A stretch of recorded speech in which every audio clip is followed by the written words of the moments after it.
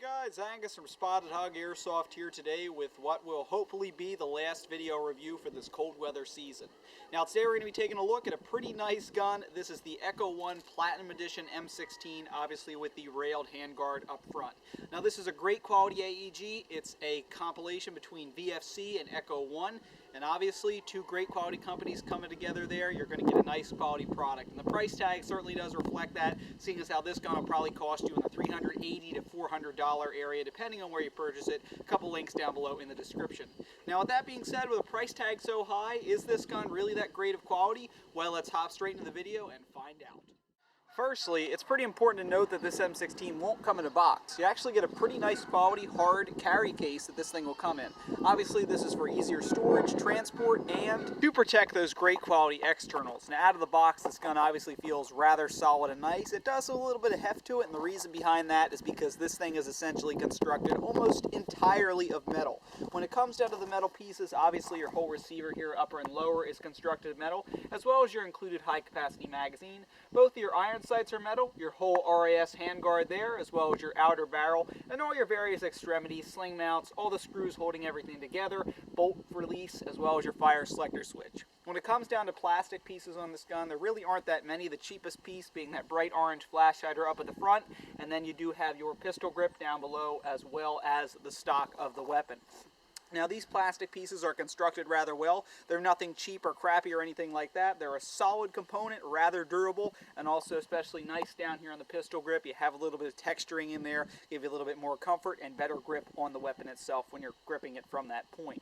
Also externally, you will find some rather nicely engraved markings located on the left side of the gun's receiver. You'll find a logo up front as well as stating the caliber of the weapon, and a little bit farther back you'll have engraved Echo 1 USA Platinum Edition made in Taiwan. Overall, these aren't necessarily the most important of markings, but they're nice, and hey, they're engraved, they're there to stay. Another external marking would be located a little bit more discreetly on the top of the outer barrel. Obviously, the externals are all put together rather solidly, as we'd expect from a nice quality gun like this, and they feel absolutely great. Nothing cheap about it whatsoever. When it comes down to internals, on the other hand, you know, you heard me mention VFC earlier, and I'm a big fan of VFC. They produce excellent quality internals, and we definitely see that reflected in this AEG. I don't pretend to be an expert on internals. I'm not necessarily the best, but I can tell you do get obviously a metal version 2 gearbox in this gun with upgrade capabilities. What I see when I look at this M16, you do have that long inner barrel there, so maybe you upgrade this to form it into a DMR or something like that. Of course, out of the box, the internals are perfectly good, as you guys will see in just a few minutes though. Moving onward from the externals and internals this AEG, let's start to come on to the features. Now, in order to power those great internals, you are going to need a battery for your electric gun. And I love all the companies lately. They're sending me the kind of battery space I like, and that's a full stock, which is what we see on this M16. Full stock allows you to store a big old battery in here, allow you to jack up your rate of fire with a high voltage or high milliamp battery stored inside ample battery space. Now, obviously, the battery compartment is easily accessed simply by flipping down this hinge. You've all seen it before. Simply press downward and it'll flop down. A little bit hard to do in big gloves, but otherwise pretty easy. Once you've opened that up, you will reveal your small type connector. It's probably important to note that this AEG, like most other high quality guns, does not come with a battery or charger. Of course, like I said earlier, you can pick out a pretty large one because this full stock can house it. Onward to more simple features, you'll find your fire selector switch located only on the left side of the AEG. It's your typical M4 M16 style selector. However, something nice to note is that the settings are rather nicely engraved and painted colored in as well, so they look very pretty. As far as settings go, up front you do have safe, followed by semi up top, and full auto all the way in the back. This selector is very crisp, easy to move, and it requires a little bit of force, so don't expect it to be wiggling around, slipping onto settings you don't want it to in-game. Now, when it comes to the M16's magazine, it's located obviously in the same spot it'd be on any M4 M16. In order to eject your mag, you simply want to give the release a push, located on the right side of the gun, and the magazine will drop out. Now, your included magazine is your standard 300 round metal high capacity M4 M16 style magazine, and it works like any other high cap. You'd simply go ahead, load BBs into the top, the BBs would feed through the top, and then you'd simply wind via the gear down at the bottom right next to that ugly made in China stamp. You'll also notice that this magazine does have a spot that you can insert a butterfly key to make winding a little bit easier. Say you're wearing big gloves or it's just cold out and you don't want to drag your fingers across that sharp gear on the bottom. You'll notice that the magazine has started to show a little bit of wear already, even though it's only been inserted and removed a couple times from the AEG, showing a little bit of a tight mag well there. Otherwise though, this works like any other high cap, feeds alright, but does have trouble occasionally keeping up with high rate of fire. You may also get a plastic mid-capacity magazine with the gun as well. Now when you go to put the magazine back in, obviously like any other M4 mag, make sure the area where the BBs will actually come up is facing forward and place it inward like so. I notice you have to get it just right to get it in there, and make sure you hear that click to let you know it locked in. There is a little bit of wobble inside the magazine well, but really nothing to be concerned about. Now moving on to this M16's iron sights, in my personal opinion, they're kind of ugly. But then again, that doesn't really matter when it comes to their functionality. The iron sights are pretty nice themselves, and we'll go ahead and take a zoom in on them right now. Now zooming in here on your rear sight, this is as typical, the more complex of the two iron sights. This one is adjustable for both windage and elevation. You can adjust elevation via the dial at the bottom and windage via the dial up at the top on the side there. This sight does also have two apertures, the pinhole aperture, and if you were to flip that down, an open hole aperture.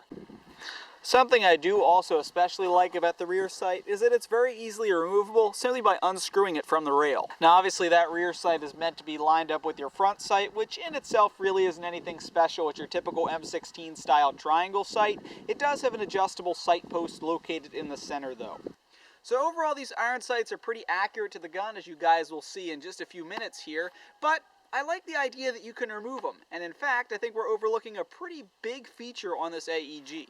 And that feature would obviously be this gigantic railed handguard, as well as your extended top rail that is on top of the upper receiver of this AEG. Not only does this allow you the customization option to say remove that rear sight and slap on a nice optic up top, but the side rails and bottom rail here allow you for further customization. You could really deck this gun out. You could turn it into, say, something with a lot of accessories on there, let's say a laser or a PEC box or a flashlight or something like that on your side rails here, and you certainly have enough room for a nice grenade launcher or say a foregrip or something down there on the bottom. Maybe even a bipod if you wanted to turn this into a DMR like I suggested earlier. Overall, the rails allow for customization, and in my book that is a huge plus over having just a standard old basic handguard that you can't really do anything with. Now this gun's charging handle does indeed have a function. When you pull it back, your dust cover will drop down and reveal your hop-up unit. You'll also notice that it does have a functional bolt catch. That way you don't have to bother holding this back the entire time that you work on your hop-up. Very convenient. As far as the hop-up unit itself goes, notice that it's a little bit larger black gear in there. Of course, do pay attention to the title down below in this video clip, that it's relatively easy to access with larger gloves, but it's not necessarily a cakewalk, so to speak. Overall, when I first got the AEG, I did have quite a few feeding issues with this gun, but I do believe I got them kinked out as far as the hop-up goes, so we'll put that to the test just in a few moments here. Now, when you finish adjusting your hop-up and you want to release the bolt catch, simply give the bolt release located on the left side of the gun a push, and at that point it will clack shut like so. Alright, so you heard me go ahead and mention it there. It's that time of the video where we test out this M16's performance. Hopefully I got all the kinks worked out with that hop-up unit, because not only are we going to be taking a few shots down at a target to test it out, but we'll also be chronoing this AEG to see how hard and how fast this gun's shooting. So with that being said, what are we waiting for? Let's head on over.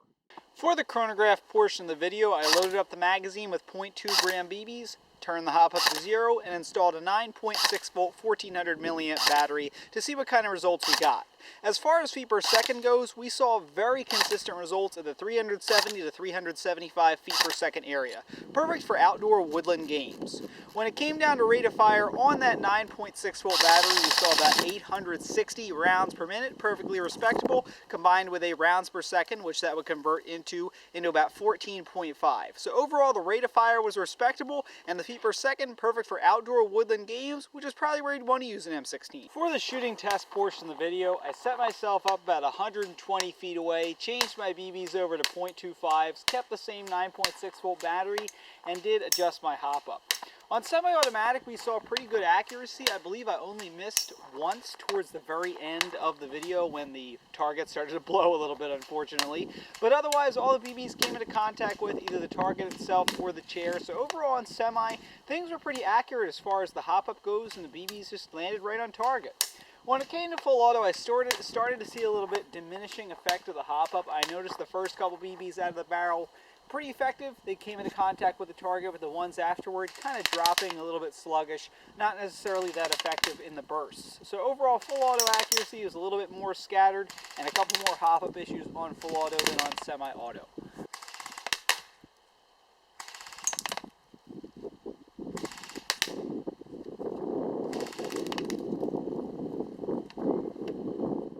Alright, so with those final shots being fired, we can go ahead and hop into the final conclusion of this video review, just from a different position, different shirt, some different sounds in the background. Now with that being said, getting into the final conclusion here, there was one major thing that I didn't like about this gun, and that was its hop-up unit. Like I said, when I first got the AEG, I really had to take this hop-up unit out of the gun. I cleaned out the barrel, which you really should do with any AEG you get when you first get it. And also, I did have to break down the hop-up unit itself. The bucking was all scrunched up in there, so I had to fix that, stretch it out right into the box. And at that point, I lost all the feeding issues I was originally having. I got out of the box and was shooting it, was jamming up. I kept wondering why. There was the reason there. When I did get it shooting, the hop-up was decent. It wasn't necessarily the most effective thing in the world, which, based on my experience over the years with M4s and M16s, tends to be pretty typical. They have decent hop-up units, but they're not necessarily the most wonderful things, as I stated. So overall, the hop-up was my biggest issue. Otherwise, though, performance was alright. You could definitely take this thing out to a woodland or field-style game and definitely get some hits out there in battle. Not necessarily sure how good it would work in CQB, especially since it's a bit of a longer weapon, a little bit hard to maneuver in those tight corners.